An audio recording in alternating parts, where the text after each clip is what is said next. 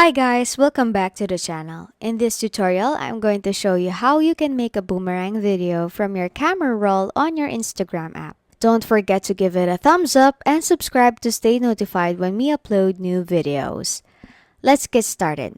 First, open your Instagram app and tap here. Then tap on story. If you tap on camera, you can record and make a boomerang directly. However, if you want to make a boomerang of a video from your camera roll, select video.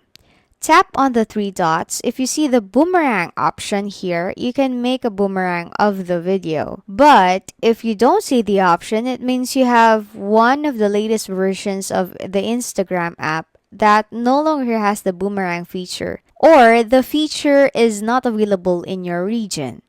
In that case, you can search for Boomerang in the Play Store or App Store, and then you'll find many apps that can help you turn videos from your camera roll into boomerangs. Once you've turned the desired video into a boomerang using one of these apps, you can upload it to your story. That's how you can make boomerang videos and upload them to your story if the feature is not available to you.